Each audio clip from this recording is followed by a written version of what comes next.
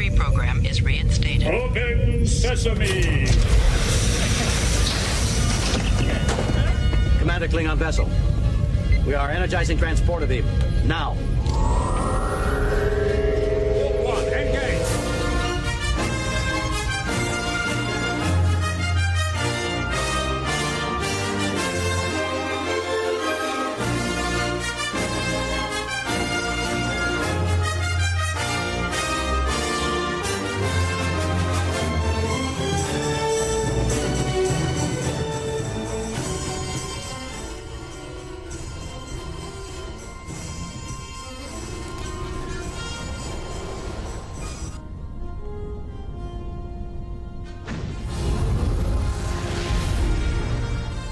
Hello, welcome everyone to Star Trek from the Holodeck.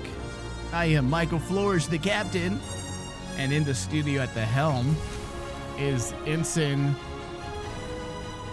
David Sabal. Hello. I love this series. It's getting better. I will say that, better. Dave. And I know after, Q making an appearance, I know it's probably on your list of all-time favorite Star Trek series because you are an illogical Star Trek fan when it comes to Q. It's like, it doesn't matter if it makes sense, throw him in there. And you know what?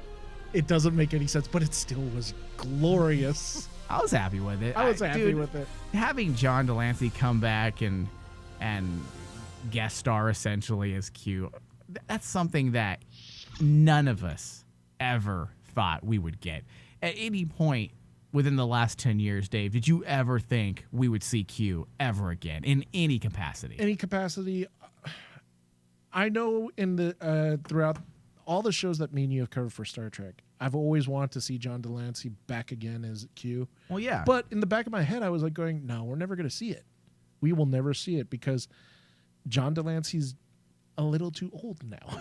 Right. Well, they could make it work in some way, but I mean, they took a risk when they brought Q into the Voyager series, only because during the TNG run, it was never about Q. It was more about Picard. Yeah. That's why it worked. And then when you remove Picard from the equation, you kind of scratch your head at first and wonder, okay, why are you bringing Q in to Voyager? How are you going to make this work? And eventually they made it work because it became about him. Whenever he was in the show, it became about him as a character and his growth, and that's why it worked. But in a series like Lower Decks, you're not going to have that opportunity. It's going to be more for fun, more for kicks and giggles, and it did just that. I feel like Mike McMahon did a good job utilizing the fun aspect of Q, right? Oh, absolutely. And especially in this episode because, like, just of how everything was so random, that fits the type of storytelling that Q is. That frenetic pace, that frenetic, I don't know what's going to happen next. Yeah. Goats are going to show up in the corridor or something just randomly. Okay. And I love the fact that, in my opinion, they understand how a Q story can be funny, where everything happens so randomly. Like the chess scene, where all of a sudden just randomly they say, oh, we're going to play soccer. All of a sudden the soccer gets arms and feet and starts making noises. And I'm like going, yeah, this is what the Q universe is all about. It's about chaotic freneticness. Yeah, it was good.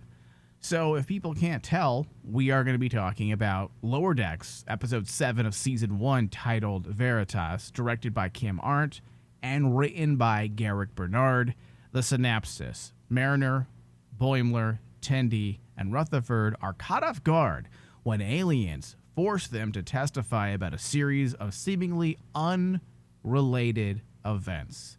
Now, Dave, are you ready to really get into this? Because this episode had a lot of Star Trek-ness going on. Yes. And that's why, for me, this is one of the best episodes of the season.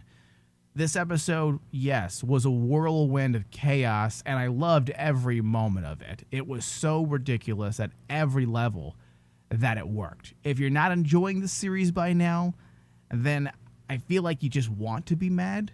Yeah, pretty much. Because I'm with you there. Because I still see some people complaining about it. I still see some hate watchers and people who go to IMDb and Rotten Tomatoes and just rate things really low just because they want to hate on it, Well, even though they probably have not watched, because I find it really hard for an objective Star Trek fan to push play and watch this and then go to Rotten Tomatoes or Twitter and bitch about it, because there's no reason to bitch about this. Yeah, there's really nothing to bitch about. And the thing that I really do like is I just checked the score just prior to us starting the show. Yeah. And the score is slowly going back up. It is. And I'm hoping people will continue to check this out. And unfortunately, those first 3 episodes really set a bad precedent. Yeah, it set a bad tone for a lot of Star Trek fans, but I'm hoping those fans either A, continue to watch like we did, or they will eventually come back and give it a second chance once they see all the positivity on social media. I know various listeners of ours have kind of tuned out at first, and then now because we're giving it, in the upper 80s on our RMD score, they're now saying, wait a second, should I watch this? I'm like, yes, you should be watching it. Yeah, you should watch it. I mean, the amazing thing that I remember when me and you were critiquing and questioning about the direction of the show, we were wondering about Mike McMahon's talent of writing comedy shows. Right. And if you look at Lower Decks and compare it to his other ones, like Rick and Morty, and I can't remember the other one. Solar Opposites. Yep. The pacing is pretty much on par for what we know of his type of writing. It's getting there, yeah. It starts off slow and low first, and then it builds up. It just takes off. And it takes off like a rocket ship. Yep. And he's done, and it's pretty much. I feel very comfortable with this series now, because I know that he's doing a fantastic job, and we see that basically his type of writing is coming out and working for the type of storytelling he's doing. Yeah, I agree. That's why I say if you're not enjoying this, you just want to be mad. Yeah. Because you can't critically say it's bad. There's always an argument to be made. So just to be, in the vein of fairness, there's always an argument to be made. And in the sake of this show, you can make the argument that it may not be your thing. Maybe this isn't your type of thing and you just don't like it. But to say it's bad, that would be false, because critically on paper, this works. From a critical standpoint, it's written well now. It's very entertaining, which is overall that's the main agenda for a series like this, is to have fun, to entertain. And if you can give us those little nuggets of Trek along the way, that's all I really want at this point. Yeah. And this episode was jammed with Trek references after Trek reference. I feel like this one had a reference every 15 to 30 seconds. But the beautiful thing Right? about Did it seem like that? About every 15 to 30 seconds, we got a new Trek reference? a new Trek reference, but the Trek reference used, number one, fit what we know of the Star Trek mythos. Every single Trek reference that they did with Q made sense to that character. Right. And it made sense to the scene in question. And So on top whenever of there that- was a reference, it would apply to what was happening. Yeah. And on top of that, it not only worked for the characters that they were referencing, but the references worked in pushing the ultimate story of the crew of the Cerritos forward. Yeah. And really pushing. The thing I love about this particular episode was how they really showed how different the crew of the Cerritos is for Lower Decks. Yeah. Like when me and you have discussed in a couple of episodes back about how every single crew of Star Trek has to establish themselves. Mm-hmm. You have the OST crew, you have TNG. They're both very different. The crew of the Deep Space Nine is very different from those two, and so forth and so on, down to Voyager. Lower Decks, the crew of the Cerritos had to fully establish the personality of their crew, not just their characters, but the crew itself. And this is the one episode where I can point at and say, this is what the crew of the Cerritos is. You're right. And also, every crew has that opening growing pains. And I'm not talking about in the way of writing. I'm talking about the crew needs to form a dynamic. The crew Dynamic, yeah. needs to form the proper chemistry to be a well-oiled machine. Of course, the easiest one to point to at the top of my head is Voyager. The fact that you had a Federation and a Maquis crew. Deep Space Nine, you had the Federation working with the Bajorans. You had in Next Generation essentially an entire new crew thrown together, working together. So there's always that bit. At Enterprise, you had the Vulcans versus the Federation. Essentially. You know, the fact that there was no trust in the Starfleet, I should say. There was no trust in Starfleet. And you had that dynamic with DePaul and Archer. And this one, and I'm getting to my point here when it comes to Lower Decks, this one did a few things that were very much on par with what came before in terms of Star Trek. And it addressed, in the most comical of ways, the issues of communication on the ship. Communication has always been a big part of Star Trek. It's an element that a lot of people who discuss Trek don't always bring up. Typically, the philosophical aspects and or the diversity elements are what people are drawn to, us included. Yeah. But there is a big part of Trek that is the development, or I should say, the idea of interpersonal skills. That's what Trek is also about in various iterations of Trek, whether it be episodes, books, comic books.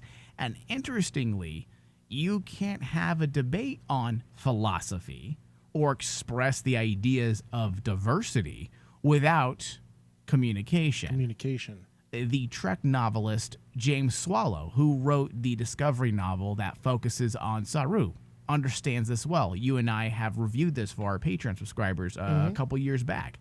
And various other books he has written that I'm also reading use communication as the very foundation. And on that, everything else is built. Same thing with the current IDW Year 5 Trek series. How many issues now have we read where the big focus is interpersonal skills, communication? Yes. This is something I feel like a lot of modern television Trek writers are forgetting. Because a lot of people have this misconception that you have to focus on the flashiness. Focus on, nowadays the nostalgia, but basically, like the bright lights, the flashy battles. Let's have all these dramatic, epic moments. But also the easy stuff, the low-hanging fruit like diversity. Let's explore diversity, guys. And yes, diversity's always been a part of Star Trek, but none of these things, you can't work your way towards diversity. You can't work your way towards proper logic. You can't work your way towards the ideas of the ideas of philosophy without understanding the key elements of communication, which has always been embedded within the verse of Star Trek. The fact that you can have people debate, converse, the fact that diplomacy is the key skill that many of our captains must have. Now, bringing it back to Lower Decks,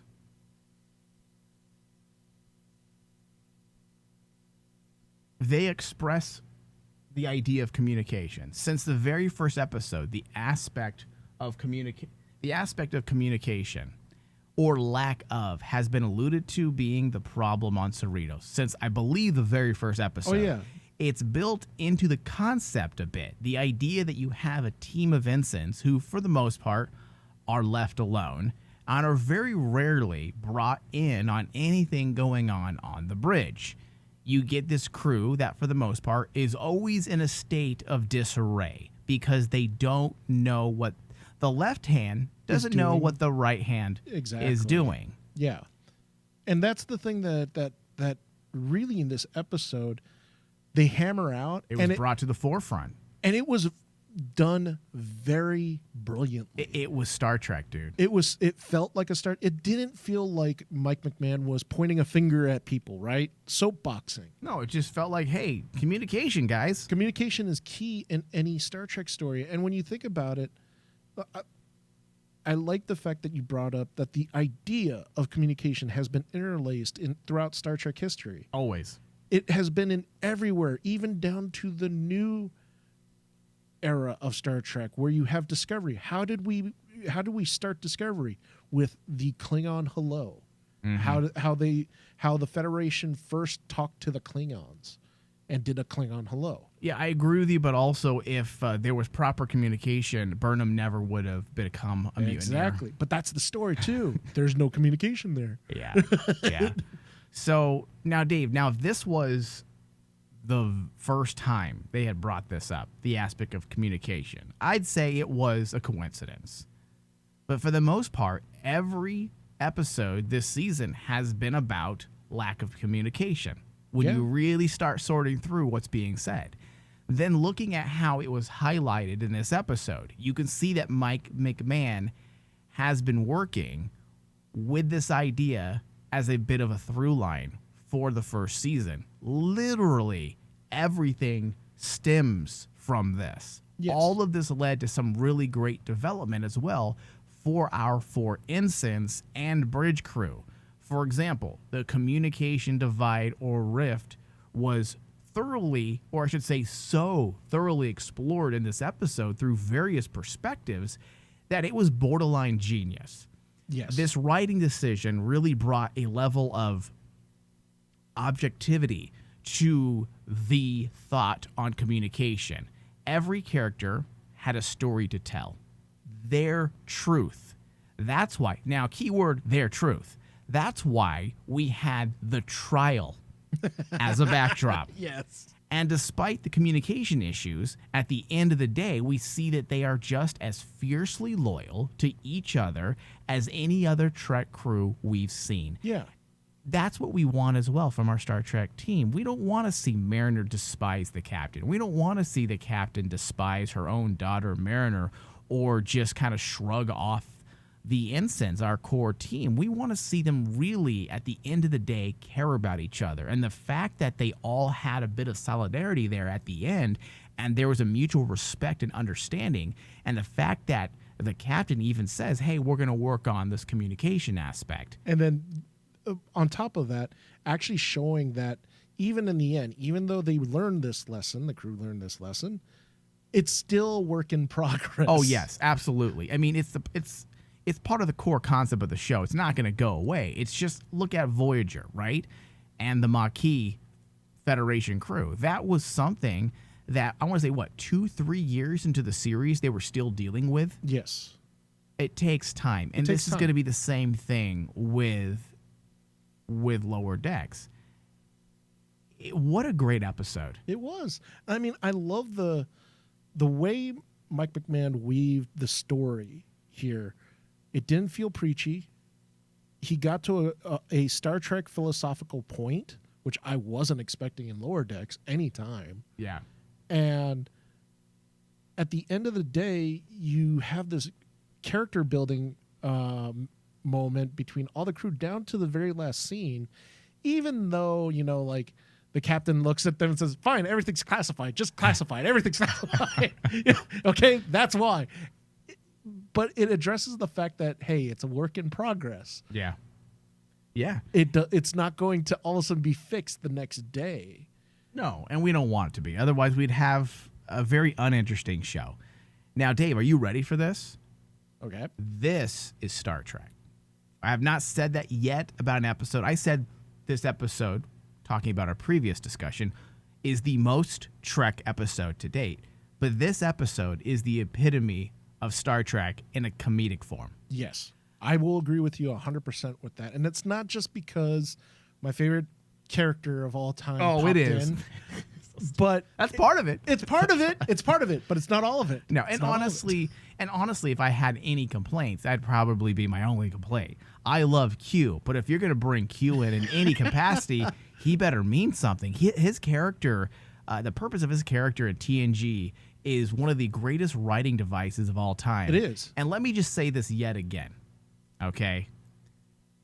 Websites out there, bloggers, useless bloggers. Q is not a villain. No, he isn't. He's not an enemy. He's not a foe. he's possibly an antagonist at times when you break down the script. He's an obstacle. Yes. So you can say on paper he may be written as an antagonist for the purposes of that episode. But overall, I would never think of Q as the greatest villains. I'm tired of these articles that say, oh, he's on the top 10 greatest villains of Star Trek of all time.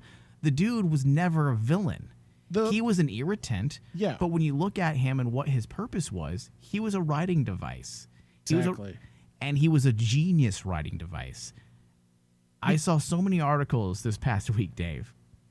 Hey, one of Star Trek's greatest foes returns. And I was like, he's not a foe. He's not a villain. Your foe. He's at most, he's an entity within the Star Trek universe. The people that wrote that article, they're my foes. My foes. I hate you. But like, the beautiful thing too is like it harkens back to one of the biggest interview points that me and you always talk about is like that time when they say, "Hey, we're gonna do a Q episode," and then Gene Roddenberry stops the entire crew and says, "What's the point? What's the reason? What's your story?" Here, they use Q properly. Like they bring in Q, right? But there's a point to him. There's a point. Is there though? Well, because share that with me. Because the chaos that he brings is part of disruptive. The disruptive nature. Okay, I'll buy it. Is what helps the crew communicate. Okay. It's the chaos that brings them together. I mean, the best part by far is like Mariner walking away from Q and saying, "No, go away, Q. I don't want to deal with you." And Q's like, "No, you have to prove to me about why humanity is greater and yada yada yada." Yeah, and see, but that's just fun. And it's fun. It's fun, but I'm against fun, Dave. I'm against fun. It ties into the story of how this crew has to overcome that chaoticness of their particular universe. I agree to communicate with that. with each other. Yeah, I do agree with that for sure. And Dave, honestly, I've been hoping we could have an episode like this where we can have a discussion like this, where we can actually argue, like, what's the purpose of Q? What's the purpose of Q? You know, let's talk about communication. What were they actually trying to do? And we finally got there. I didn't know if this show would end up being that.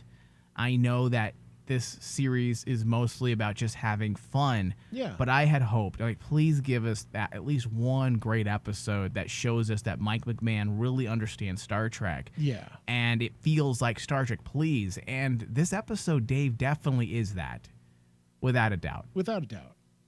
All right, we do need to take a quick break, Dave. And then when we get back, we'll jump into everything else, including the thought that I so rudely interrupted right now. We'll be right back. All right, get more Star Trek from the Holodeck every single month by pledging to our Patreon page. That's right. Head over to patreon.com/RainmanDigital and pledge $5 or more a month and gain access to our podcast tier, where we put out additional Star Trek discussions each and every single month, including pre-shows where we talk about Star Trek and we get things ready to go for the regular show. We get into all types of topics. Sometimes we get into some very controversial topics like this latest one, Dave. And I don't even want to talk about it. Very controversial. Who's better, Picard or Janeway? Who's sexier, Deanna Troi or DePaul? Yeah, we get a tough that was one. made up. I don't think we've ever actually discussed that. So head over to patreon.com and pledge $5 or more a month and help us stay on the air, because it's the only way we can keep doing these shows. Thank you. All right, welcome back, everyone, to Star Trek from the Holodeck. I want to thank everyone for listening. If you enjoy our shows, please head over to iTunes and Stitcher, search Star Trek from the Holodeck, and give us reviews. Give us thumbs up, share the shows, help us trend, help trigger those algorithms so that more eyes see our show. Isn't that right, Dave? That's what we want. More eyes. More eyes. More attention for us. Yes. Maybe we'll attract a Q. Maybe. All right, Dave, so what were we going to say before we went to break? Do you remember? On top of what I was going to bring up was, like, not only does it affect, like, the references in Lower Decks affect the history of Star Trek, but you can actually tie Lower Decks fully into the current Star Trek, iteration right now. Especially when... In what way? My favorite moment was when they tell Q to talk to Picard. Yeah. And then he alludes to the fact that Picard's just gotten too boring, and he spouts too much Shakespeare and I think I wrote right here, he's running a vineyard back in France, and he's drinking too much wine or something like that. Yeah, he bemoans the original target simply isn't as fun as he did in during the events of the Next Generation. And it ties into Picard. Oh, joy! And I'm references to a shitty show. It's a shitty show, but I'm just joking. Everyone, I don't listen. Don't. I didn't say that out loud. Yes, you did. Embrace it. But I enjoy the fact that they included that, because it's one of those little silly questions that everyone, when me and you were watching Picard, not just us, but a lot of fans were asking us, do you think Q's going to show up? Do you think Q's going to show up? I know, Dave, you're so happy because it's like, oh, it's all the same. And it can work. And then when you get to this moment, it's like I stopped and thought about it as a Trek fanboy. I'm like, yeah, Q would kind of look at Picard and say, you complain too much. I'm sorry. I'm out of here. Hopefully they put him back into Picard. Hopefully they bring him into Picard season 2 and he snaps his fingers and reverses the Golem effect. He just looks at him. Oh, mon Capitan. I'm so sorry. Click. Oh my, what have you become? What have you become? Oh, you're not a real boy any longer. That would be so bad. All right. So, Dave, you are taking us there. So let's just get into this. Not only did we get an episode with intent and purpose, there was so much fun to be had, from Star Trek references to parody moments that were built into the narrative. I laughed so hard at that scene where Tendi was reciting her truth about how she got involved into a Black Ops mission. Yeah, that was awesome. And there was just stupid elements that was censored when they would say, like, obviously they're saying Romulans. It's so stupid. It was so good. But also to see Q, as you had mentioned, it was awesome to have the one and only John de Lancie reprise the role, even in voice. It was fun and yet authentic. The guy's voice hasn't changed in 20 plus years. It hasn't. The fact that he can sound the same. Many people lose the timbre in their voice as they age. The cadence, even the tone many times changes. And yet he sounds exactly the same. So that was awesome to see. And as you had mentioned, Dave, they did bring up Picard. And just in case people may not be aware, if they had missed this part of our discussion, this is canon. Yes. So yes, it is. Because it is canon, we are forced to look at a few things. What version of Q is this exactly? This is the Judge Q. This has to be the Judge Q. Well, can it be when he's talking about Picard drinking wine? So this is taken, I believe, from... I won't take all the credit on this little write-up here. It's from Den of Geek. They say chronologically, the last time we saw Q was in Voyager Season 7, right? Yes. We all know that. And at that time, he just become a father and was willing to help out Captain Janeway and the gang. So what's up with Q? Did he go back to being a jerk, or is he actually more fun now than ever? It's also possible that this Q is from the future, at least relative to the Lower Decks. He says he's bored with Picard making wine all the time. In 2380, Picard isn't making wine yet. Feels like Q is referencing, of course, Jean-Luc Picard in 2385-2399 range in the series Picard. Of course, Q exists outside of all time and space, so some of this doesn't matter to him, but if he's seen the bleaker future for Jean-Luc Picard in the Federation in 2399, which of course he has, right? He's Q, then it stands to reason he is back in 2380 to hang out in a more playful time. In other words, Q, like Trekkies everywhere, is probably nostalgic for this time in the 24th century. I didn't really think about it when I was watching because I just shrugged this off as kind of fun. So when there are those moments that I would question in terms of canon, I just kind of say, well, that's just for shits and giggles. It's much like the salt vampire in this episode. We know that was awesome. We do know that they are extinct according to Star Trek canon, but now what? They're not? So there is a little bit of leeway or liberty they have to wiggle around and have some fun because for the most part this is just a fun series. Yeah. But they do say it's canon because they are establishing new things, and I'm sure this crew will be referenced in some way down the road by one of our live action Star Trek shows, I'm sure. Oh my God, that would be really awesome.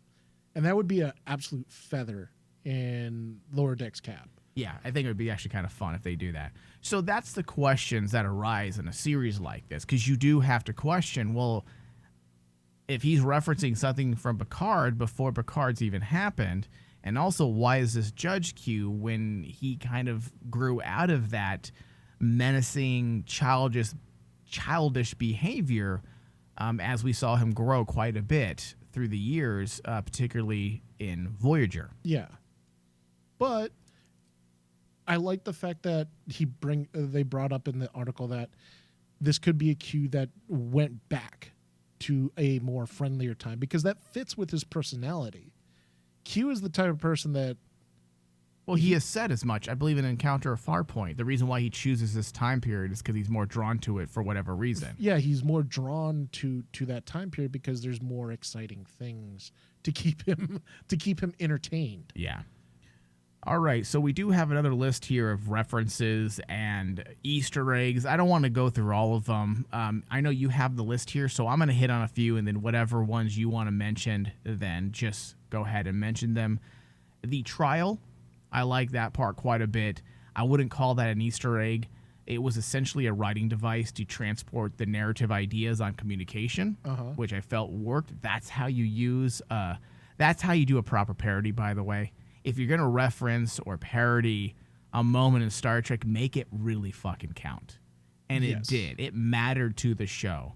But it was reminiscent of the Star Trek movie, The Undiscovered Country, when McCoy and Kirk were on trial within Klingon trial, I believe. Yeah. There's another one where the engineer of the Cerritos, Phillips, makes a couple references to the TNG episodes. When he's running out of oxygen, he says, Mark Twain's got a gun. And Tasha, no. The garbage bag's behind you. The Twain thing references Mark Twain, of course, pulling a gun on the TNG crew in Time's Arrow. And the Tasha comment, sadly, seems to reference Skin of Evil. Skin of Evil, yep. And we all know that creepy episode. Oh yeah, but it is kind of funny because when I first heard that one, I thought about it like going, yeah, he does kind of look like a trash bag monster. and I remember you talking about how that character was so scary and menacing, but when you actually take a step back and go, visually, it does kind of look like a trash bag monster, doesn't it? Yeah, it's just the idea of the character itself is it's the embodiment of evil, essentially. So they did a good job back in 1986 to create that aura of just uncomfortableness. Yeah. Or discomfort, I should say. Discomfort, yeah. Yeah. All right, so do you want to go through the rest of that list? Anything that piques your interest that we should Unfortunately, yeah. I'm taking a look at it, and it's kind of like... Unfortunately or fortunately? Or unfortunately. Yeah. Unfortunately, I'm taking a look at it, and yeah, just like... Not a lot... No Easter eggs, right? No Easter eggs. It's a lot of references. Yeah. References. You know, I know I've said this before on a show. And we say it time and time again. But again. the term Easter egg has everything to do with a message or an image or a feature that's hidden within a movie or video game, usually electronic medium, and it's typically designed to aid in subtext or overt narrative. It's an aspect to the story. It's a clue. An Easter egg is not these things at all. Now, I always use the Picard wine aspect. The reason why I would call various elements like that an Easter egg is because it clues you in that Picard's future is intact, that Picard, for whatever reason, his legacy or his ancestry, if you want to go back to Discovery and the Picard, Chateau Picard, was also in Discovery, which takes place in the past, is to tell us that Picard's around, the Picard family. It creates a sense of continuity within the world of Star Trek. So I could say that's an Easter egg because it hints at a larger story, right? Yeah, and that's how an Easter egg should be. Yeah. Is it hints at a larger story pertaining to the series. Yeah, because if you go through some of these, just throw out one that they mention. They mention one is the Vulcan nerve pinch. Yeah, that's not an Easter egg. That's not an Easter egg. That's a reference. That's like saying a phaser is an Easter egg. Exactly. Yeah. Or even like... It's real silly, some of these. I don't understand how they, as they're putting together the list, actually think it's an Easter egg. Now, or perhaps they just don't care. I don't consider this an Easter egg, but it was one of my favorite moments was when they were talking about Roga Dinar versus Khan. Oh, yeah, that was a good one. That was a good one. That was a reference, but That was a reference, though. Yeah. That was a reference. That's not an Easter egg. I love that whole discussion between Mariner and Boimler. Yeah. Because I'm like, I had to think for a second. I'm like, that's that shitty guy. Because I just watched the episode during one of my rewatches. The guy that Deanna Troi and Data were both drawn to. Yes. Who was being, essentially, he was created to be a warrior.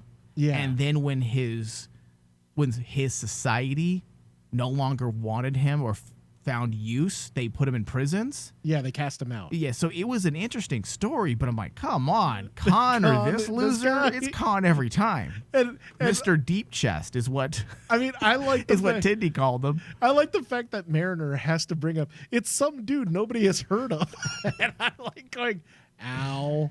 Dude, ow. I have to go back on everything I said about Mariner because even the actress, Tawny Newsome, there's a cadence to her voice and a certain octave she reaches when there's a certain level of desperation when she's trying to convince people of things that really makes me laugh. There's something in her voice. Have you noticed that? Yeah, I've actually noticed that her voice acting is getting better and better by the series is going. I really like her. I like the actress and I like the character. Because, no joke, at the very beginning, everyone should know this by now, I hated Mariner. Everything about her annoyed me. Yeah. But as we've been going along, not only is she being written better and you're getting a better story, but she's getting executed better. You know, the voice acting is getting much better. I'm getting to see more emotion out of Mariner than just screaming or being a douchebag. It's that cadence that she's getting, and I'm really excited to see if she gets this character down pat for at the end of season 1. Dude, she's gonna be fine in season 2. Yeah, she might even be. You know, a lot of people have been wanting Mariner to be dead by the end of season 2. Jesus, season 1, dead. and I was one of them at the very beginning. But calm down, David. Don't be so violent over there. I honestly think season 2, Mariner's needed now at this point. If we get to the point at the very end where her story reaches a certain milestone, then yes, carry on that character ahead of time because honestly, dude, she's doing a fantastic job voice acting. Well, to be quite honest, there's no reason to dislike this series at this point. No. It's a good show. It's a good show at this point. It's not an average show. It was average for about 5 episodes. And as the show just keeps, it's only going to get better. They're not going to suddenly just drop the ball. The fact that every episode gets better and better and better, there's a pattern there. So as we progress, each episode is just going to get better and better. So I would call this show good at this point. It's a good show. It's highly entertaining. It's funny as hell. And we're getting more and more aspects that are starting to feel more and more like Star Trek. More and more like Star Trek, yeah. So, Dave, give me your final thoughts and your RMD score. Okay. My RMD score for this one... It's 150% because of Q. Well, no, I'm not going to do that. because, if I were to give it the legendary 100, it would be obviously because of my fanboyism. But I am going legendary to 100. the legendary. If I were to give him my iconic 100. My iconic 100. It might be Way a to little much. put yourself over, Dave. Exactly. And I am going to start off by giving off the score of a 90. This is one of the best, and it's actually my personal favorite at this point of the season. I love this episode. This episode, he hit the perfect tripod, the trifecta of what I was expecting out of this show. Do the references of Star Trek.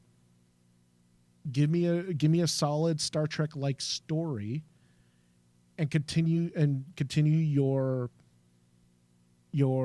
story arc.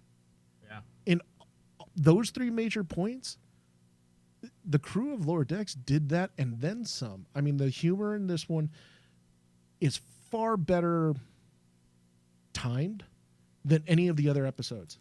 Like, this took me at least four watches, and even after the fourth reviewing of this episode, I still pulled stuff out. Like, I giggled at a couple of other scenes that I'm like, I didn't even realize that one. Like the Tindy stuff, it didn't hit me till like the reviewing of the second time, and I was like stopping and I'm like going, they're beeping out all the stuff because Tindy's telling the story. It's clever. Yeah, this is the first episode that I had to rewatch, because now if I was just a casual viewer, I wouldn't need to rewatch. Yeah. But because we cover this show, I had to go back and rewatch it because there's so much. So much going on. Yeah. We didn't even touch on the Rutherford stuff, which I thought was very clever. Dude, he's so good. Where all of a sudden he shuts down, wakes up, and suddenly he's done something amazing. Yeah, it's so good. And I kept thinking about he might be my favorite. That's like a Data moment when Data shuts down and then does stuff, or just does stuff automatically. Well, dude, when he was being eaten by the Gorns, he's all shut down. Yeah, I was laughing at that one. Yeah. That one was funny. All right, so what's your score, Dave? I give it a 90. Okay. You and I are on the same page because I also have a 90% written here on my show notes. So yes, an R&B score of 90%. This is our highest rated episode to date, and rightfully so. The show is growing. It's getting better. Mike McMahon is really finding his feet when it comes to this show. His writers are doing fantastic work, and I'm really looking forward to the conclusion of the show, because I can only imagine what he has planned. Hopefully it ends with an awesome TNG-like cliffhanger. I hope so, like too. Back in the day. It has to. When TNG did those, I'd be like, son of a bitch! I love it, but I hate it as well.